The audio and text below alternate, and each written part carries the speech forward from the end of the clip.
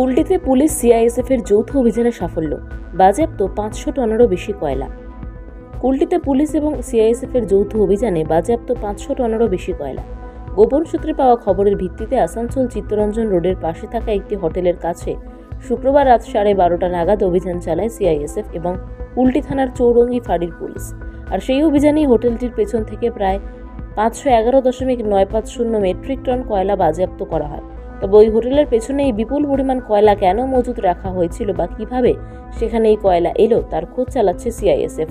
পাচারের উদ্দেশ্যেই কি এত পরিমাণ কয়লা রাখা হয়েছিল তা নিয়েও প্রশ্ন উঠছে। তবে বিপুল পরিমাণ কয়লা বাজেয়াপ্ত করা হলেও ঘটনাস্থল থেকে কাউকে আটক বা গ্রেপ্তার করা হয়নি বলেই জানা গিয়েছে। পরবর্তী আইনি ব্যবস্থা গ্রহণের জন্য সিআইএসএফ এর পক্ষ থেকে কুলটি থানার পুলিশকে লিখিতভাবে জানানো হয়েছে। উল্লেখ্য, আসানসোল শিল্পাঞ্চল জুড়ে কয়লার বেআইনি কারবার নিয়ে সিবিআই এর তদন্ত এখনও চলছে। মামলা চলছে আসানসোলের সিবিআই আদালতে। এই কয়লা কাণ্ডে আদালতে পেশ করা সিবিআই চার্জশিটে রয়েছে কয়লা পাচারের রাঘব বোয়ালদের নাম।